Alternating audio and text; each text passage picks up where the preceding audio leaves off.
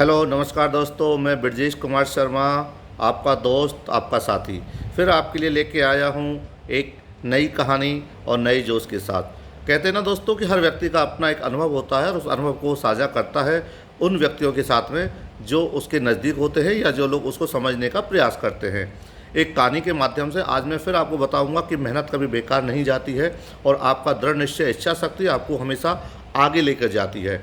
आपका जो अनुभव है, आपका जो एक अपने प्रति एक दृढ़ निश्चय है, जिसको हम कहते हैं कि कॉन्फिडेंट, अगर वो आपके अंदर है तो आप किसी भी परिस्थिति में आगे निकल सकते हैं, ऐसा मेरा मानना है। मैं आपको एक छोटी सी कहानी सुनाता हूँ कि दो राजा हुआ करते थे। एक राजा बहुत शक्तिशाली था और जो दूसरा राजा था वो बहुत ही निर्बल था। उसके पास में अधिक सेनाएं नहीं थी। तो जो बड़ा राजा था, जो शक्तिशाली राजा था, उसने सोचा कि मैं इस छोटे राज्य पे कब्जा कर लेता हूँ और इस राज्य को भी अपनी सीमाओं में मिला लेता हूँ। तो हुआ क्या कि एक दिन दोनों राजा अपनी सेनाओं को लेके सीमाओं पर आ जाते हैं। जो शक्तिशाली राजा था वो अपनी पूरी सेना और ताकत के साथ में सीमा के इस पार खड़े हो जाते हैं और रात्रि विश्राम कर रहे होते हैं। और दूसरी तरफ जो निर्बल राजा था, उसके पास कोई रास्ता ही नहीं था, क्योंकि उसने सोच लिया था कि मरने के लिए और सरेंडर करने के अलावा अब तुम्हारे पास कुछ नहीं बचा है, तो फिर भी अंतिम प्रयास किया जाए। और वो अपनी सेना को लेके दूसरी सीमा के पार खड़ा हो जाता है। एक तरफ शक्तिशाली राजा और दूसरी तरफ एक निर्बल राजा। अब क्या करना है? हार तो निश्चित है, ऐसा वो सोचने लगा। उसी समय उसका सेनापति आता है और कहता है, महाराज, एक गुप्तचर आया हुआ है, हमें उसकी बात को सुनना चाहिए। तो गुप्तचर कहता है कि ठीक आज से 3 दिन बाद जो शक्तिशाली राजा है वो हमारे ऊपर आक्रमण कर देगा, हमारे ऊपर आक्रमण करेगा और पूरी ताकत के साथ आक्रमण करेगा और हमारा हारना निश्चित है। और हार के साथ साथ में हो सकता है कि वो हम सबको मृत्युदंड भी दे। इतनी देर बात को सुनकर जो निर्बल राजा होता है और जो उसकी सेना होती है वो और ज़्यादा परेशान और विचलित होने लग जाती है। परंतु जो सेनापति होता है वो बहुत बहादुर और बहुत ही इच्छा शक्ति वाला होता है। वो कहता है, महाराज, मुझे ज़रा सोचने का मौका दीजिए। और वो सोच के फिर कहता है कि हम एक काम करते हैं कि हम आज ही आक्रमण कर देते हैं।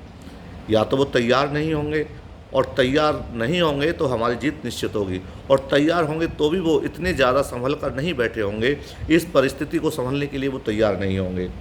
राजा को उसका फैसला पसंद आता है और जो निर्बल राजा होता है वो अपनी सेना को लेके शक्तिशाली राजा के ऊपर आक्रमण करने के लिए चल देता है। रास्ते में एक नदी पड़ती है और नदी के जैसे ही उस राजा की सेना नदी को पार कर लेती है तो सेनापति बड़ा होशियार होता है और वो क्या करता है कि वो उस नदी का जो पुल होता है उसको उड़ा देता है बम से। यानी कि अब सेना के पास पीछे मुड़ने का कोई रास्ता नहीं बचता। या तो आपको हार जाना है या तो हार जाना है या जीत निश्चित है। लौट के जाने का कोई रास्ता नहीं है। आपको जो कंफर्ट जोन है वो अब ख़त्म हो चुका होता है।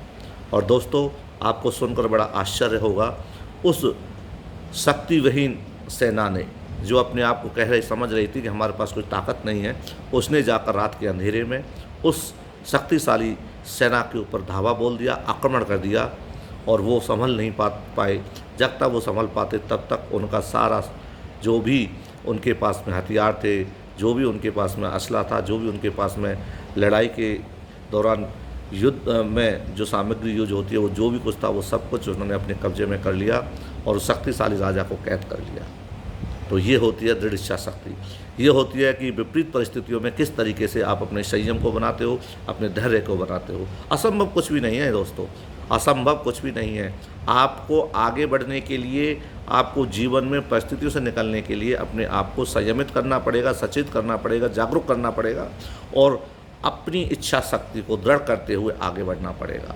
आपकी जो विवेक है, आपकी जो बुद्धि है, आपका जो मस्तिष्क में उस वक्त चल रहे विचार है, उनसे शांत होकर उन्हीं से रास्ता निकालना पड़ता है। यही जीवन का सत्य है और यही आपकी विजय का एकमात्र मूल मंत्र है। मैं ब्रजेश शर्मा आपका बहुत धन्यवाद करता हूँ, आभार करता हूँ। प्रणाम, नमस्ते। आपसे फिर मुलाकात होगी एक नई कहानी के साथ। तब तक के लिए आप सभी लोग सुरक्षित रहें और स्वस्थ रहें। और मैं भगवान से प्रार्थना करता हूँ कि आप कामयाब हों और समाज और देश की सेवा करते हुए आगे बढ़ें। धन्यवाद, नमस्कार।